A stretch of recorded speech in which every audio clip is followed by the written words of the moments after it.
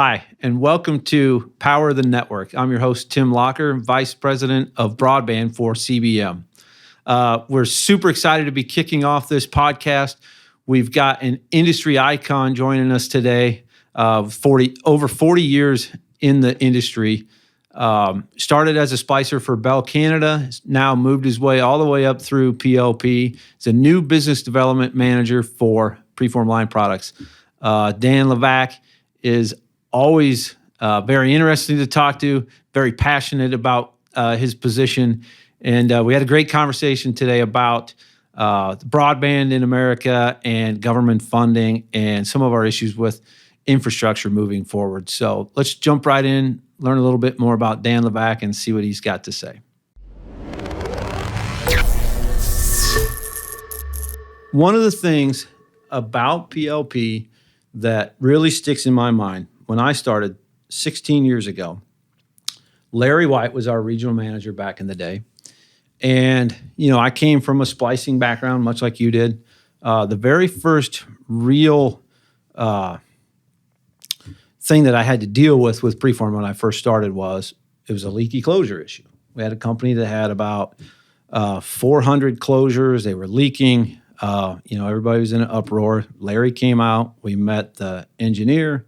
We met the manager of the phone company, the splicing contractor, and we go out and, investigate what's going on. Turns out it was, bad labor practices. They weren't put together correctly. But the one thing that stuck out to me was at the end of the day, this contractor had to go back and replace or repair about 400 locations. And Preform, with no fault of their own, sent that contractor everything he needed to take care of that job and took care of it on their dime. And that stuck with me from day one. And I think that says a lot about, why our relationship has been so good and the support that people get from PLP. I appreciate that story and appreciate it about Larry White in particular, because he's always been that type of person that would want to make things right. Yep. And it's not about pointing a finger about who did what wrong. It's about stepping up to the plate and taking ownership. You and I did the same thing with Facebook, if you would recall. Yep, absolutely. A while back, where it was not an issue of PLP, but rather than call anybody out on the issue itself, we worked side by side with them in the manholes, developed a procedure to make it correct, and PLP provided the piece parts in order to make it correct and make everybody whole. Yep. It's not about a one and done, right? And that's like our relationship. Absolutely, yeah. It's about long term. It's about forming a relationship that will last the test of time. And without being funny about it, making it generational. Because my first contact with CBM was with one of its founders. Because I've been around a little bit longer than you have. Yeah, absolutely, yeah. And it's very interesting to see what happens in the history and in the old days. As I say, I came from the field, so I was a knuckle dragger. And for those of you that don't know what the term knuckle dragger is that's when basically you don't form any hair on your knuckles because they drag on the ground. But being a knuckle dragger means you're outside plant working, you figure out things and how to do things to get it right. And I remember coming out of the field and working with John Marietti and did a presentation, and we captured a great deal of business. And I was kind of rough around the edges in how I presented. Sure. Since smoothed out some of those edges. A little bit. At least one of them. But anyways, John took the time after this was all done to write a letter to my supervisor informing him of what he thought of me and my presentation skills and what PLP, thus any of our reps had in the wheelhouse for what was to come. They said, what's coming is really cool. We've got a lot of excitement. And that's the thing. For me, it's always been about passion. If you don't have the passion for what you do, how do you expect anybody else to listen to you? How do you expect anybody else to buy into your passion, right? Absolutely. So CBM and PLP go way back, and there's always been passion, and there's always been an understanding between the groups on what does the manufacturer's representative do and how it relates to the manufacturer itself, and more importantly, to the end user. Yes, and that's one thing that I really appreciate about PLP and the relationship with the reps is that we really are an extension of PLP. Absolutely. We have the ability to make decisions and know that you guys will support us, and we're the feet on the streets for your customers and our customers. Yeah. So that means a lot to us. We've got a similar background. I was also a splicer. I spent about 10 years as a fiber splicer, so I've drug a couple knuckles. Been in the trenches. I feel like that's helped me. At an end user standpoint, being able to, coach people through what they're doing. And I'm sure it has you too, but has that helped you? How has that helped you, I guess, in a leadership aspect? Not so much in your presentation skills, but how has that helped you, leading the folks that you have? Interesting thought. I get on the bandwagon now, and most of my guys get really tired of hearing me say it, but it's about perspective, okay? So when we start out and we've got our knuckles in the mud, we're focused on what we're doing. We're not worrying about what this guy's doing. We're not worrying about what this guy's doing, but we're focused on our job and we get really good at it. We have to be the best that we can be at it. Never mind being the best in the world. You just have to be the best that you can be. And when you give everything you've got and you show passion and you just want to be the best, people will notice that, and then you may get promoted. You take a step back, and now what happens when you take that step back? Your perspective changes, okay? Yeah. Stay with me. The more you get promoted, the more you move up, the more your perspective changes. It gets wider and wider. The less you actually have a chance to touch and feel and do all the things that you're exactly right. So then now what happens is the perspective that I used to have is based on a time and a technological period that has changed. So now what happens is I depend on that guy that I used to be. I depend on that person's perspective more than ever. I don't have the answers to everything I used to have. Now I have to depend on the next person that has taken that role. So I look at that as an understanding of perspective. Again, with the generation thing, it's generational. So how does that help us to relate to that person now, the younger generation person that's on the front line that has that close-up perspective? We have to really listen. Yeah. So one of the things I know is very important to you, and I think is certainly related to what's going on in the industry now with this broadband just blast that we're seeing. How do we train all the people that are coming into these positions? How do we first recruit them, but how do we train them so that all of this deployment will actually have some legs under it? Again, this is from my point of view. It's probably not going to be accepted by everybody, but most every organization I belong to, and I belong to a lot of them, whether it's the FBA, the SCTE, or especially the PCCA, the Power and Communication Contractors Association, have done a wonderful job.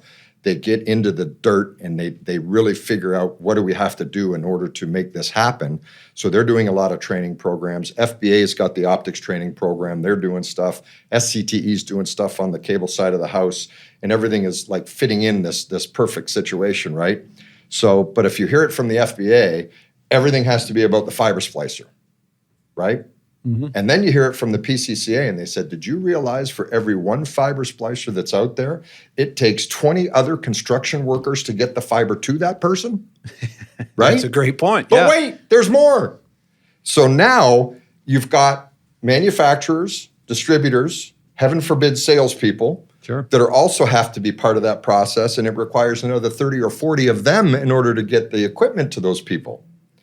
One more thing. 150 to 250 qualified instructors to train the people that we need to have on site. Yep. So this is not going to be fixed in a week. No, it's not going to be fixed in a year, right? What is it? Generational. It is. It's going to be a generational fix. But there's more students that are required. And how do we get those students, and where do we get them from? Well, that's really the industry's short, like 200 to 500,000 people to do the work necessary to get us to where we need to go with the broadband. Yeah, and the contractors are already booked into next year, and they, companies are finding themselves not being able to get their projects done because they can't get a contractor to do it. Yeah, technology is going to help. It's not fully here yet, but there's a lot of good technology that's hitting the industry and changing. And I always make a comment because of my advanced age. What I've seen in the last, say, 2023, technology has advanced quicker than it has in the first 40 plus years that I've been in the industry. Oh, yeah. That's I totally how agree. fast Yeah. and how rapid this is moving. So it's going to take a lot more than some of these classes to get it done. Yes, it's going to take public-private, but it's going to take an understanding of what the investment really is going to be for everybody. And the reason I bring that up is and you brought up BEAD, right? The financial part of it. It's really interesting. People say, well, there's $60 billion coming in, but wait, 20 billion of that is going to be for subsidies for people that can't afford that internet, which is a good thing, right? And then most people don't realize there's going to be a tax put on that.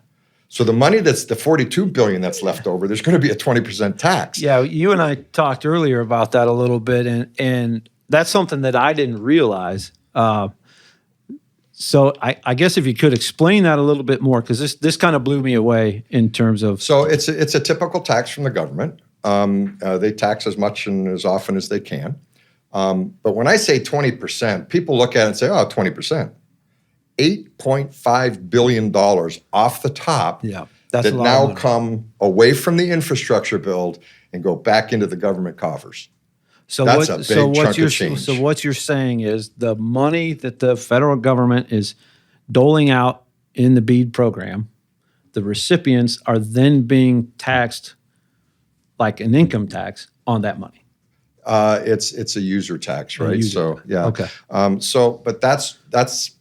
Here's some good things about it is that I've noticed that some of the states are relinquishing their portion of the tax that they would put on it. So there's also a state tax that might hit unless it's written out of the specification. And then the other thing is that they're giving the money to the states to provide infrastructure based on the need of each state, which is cool. Yes. Really quick, let me tell you a little bit about CBM. We're a manufacturer's rep firm right here in the Midwest. What that means is we are a contracted sales organization that works for multiple different manufacturers. So we can be a resource for you on many different facets. We were established in 1960 and now are an ESOP company, so we are employee owned. And what that means is we have a different mindset here. The tagline around the office is act like an owner. So our employees, they think differently, think as owners, and we operate that way. And we are inspired by that leadership. If we can be a resource for you, please reach out to us at cbmrep.com.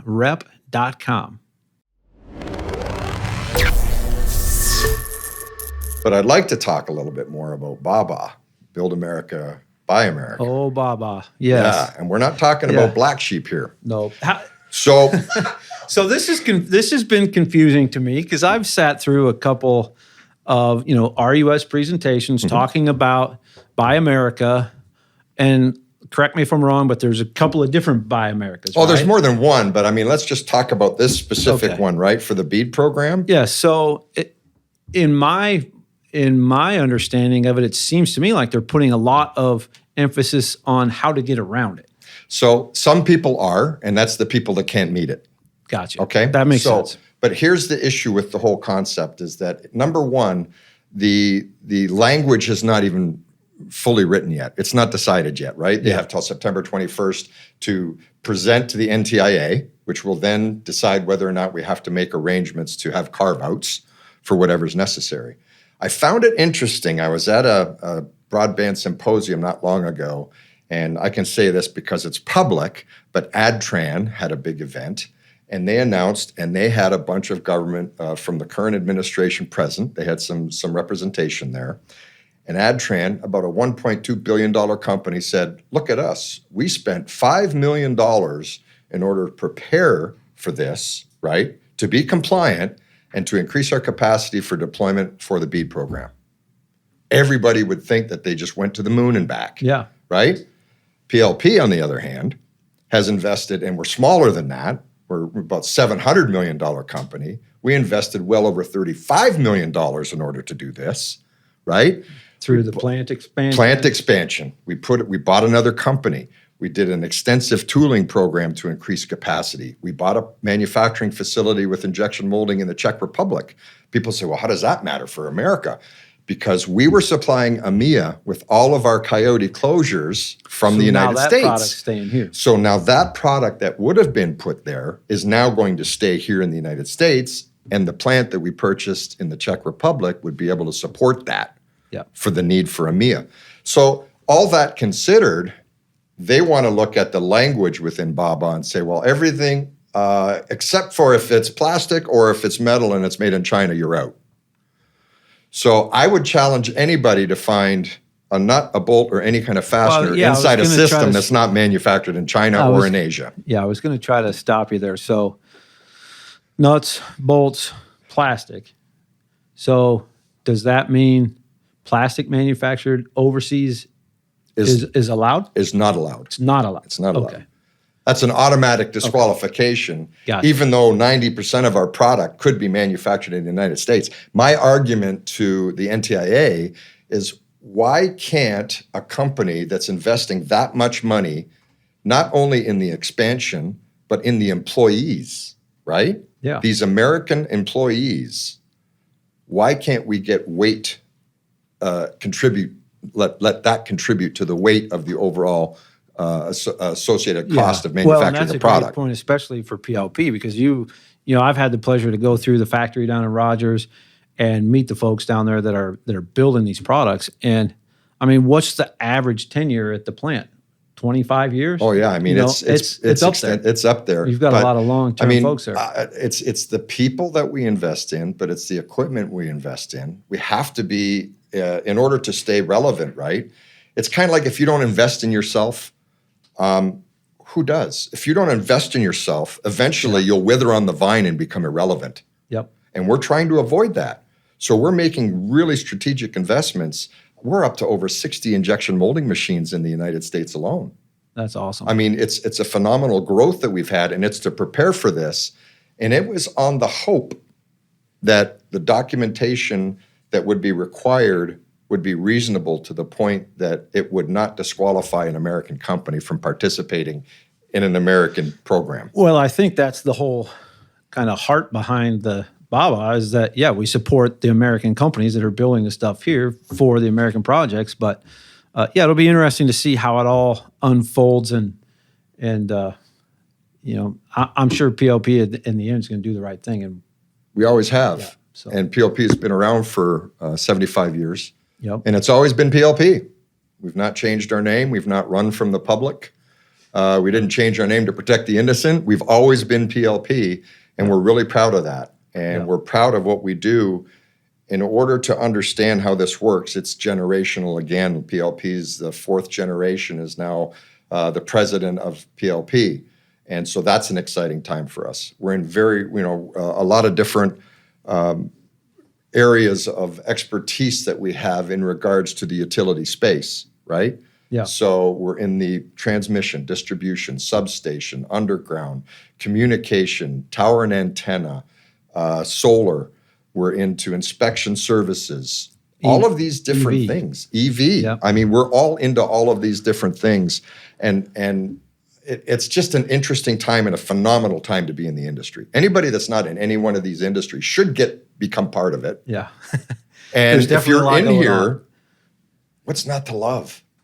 Well, and the neat thing too about the telecom industry in particular is it's fairly small. I mean, it's a tight niche group of people. And even in my, I've been in the industry, I guess 25 years now. Youngin'. But, in just even in this role, 16 years at CBM, it's amazing just how small it really is. And it's full of a lot of good people. Oh, absolutely. So it's a great spot to work. I can count on one hand the number of true, not nice people I've met in the 40 plus years I've been in the industry. That's it. Well, one hand is better than one finger, so I'm glad you refrained. I'm just saying. So, Tim, you didn't make the list. I did. Right? So, yeah. That's a good thing. But again, I'll go back to the investment part of it. Understanding to invest in yourself and to outreach is another thing that I like to do. Like SCTE membership, right? Outreach is reach out to someone that you typically wouldn't talk to expand other people's knowledge of the industries that you serve, right?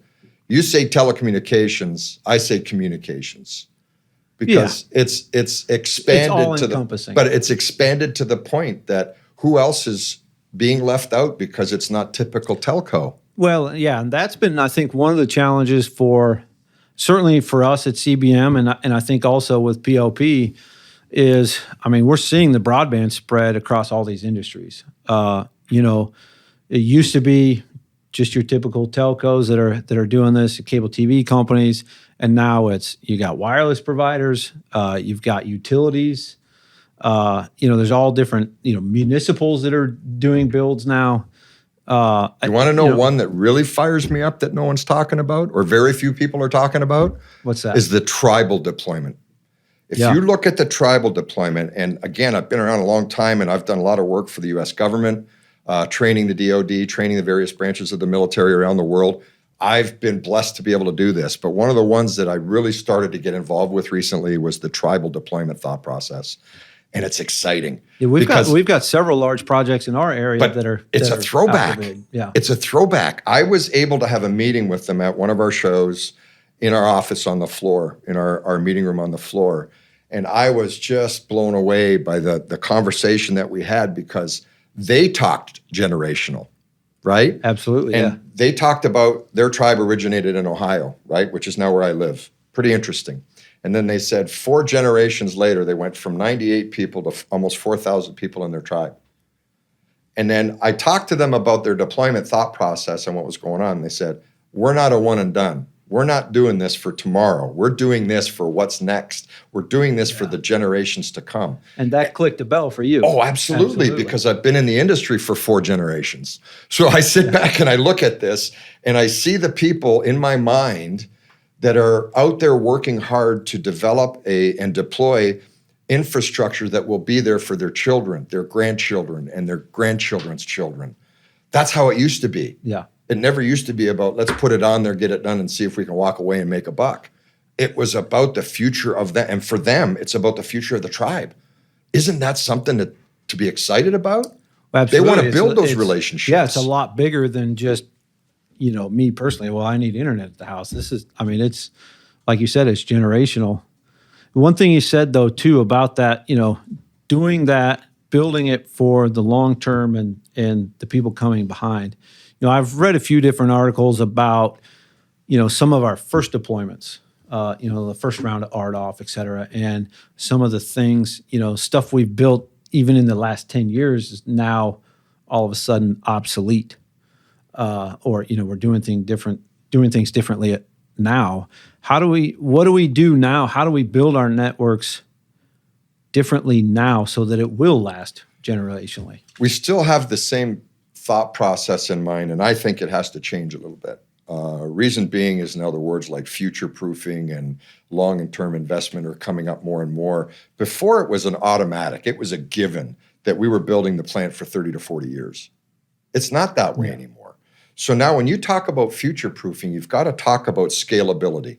You've got to talk about adaptability. You've got to talk about transforming an original thought that was build it, get it done, and move on, to build it, we're coming back next week to add to it or expand it. So knowing ahead of time that we're going to add on to it. That you're going to add on to it. Because back in my day of splicing, you'd have a 6 count. Mm-hmm. And the guy would say, that's I'll never all use you're more. ever going to need. Never going to need more than that. Well, that fiber doesn't even work in today's technology, let alone not be enough. Yeah.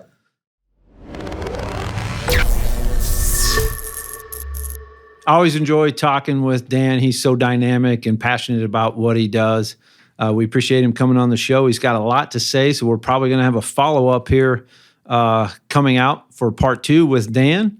If you've got questions about Preformed Line Products, you can always go to plp.com or reach out to us here at CBM. That's cbmrep.com, and we're happy to get you in touch with PLP or any other resource we can be for you. We'd appreciate that. Thank you again for joining us on Power the Network, and we'll see you next time.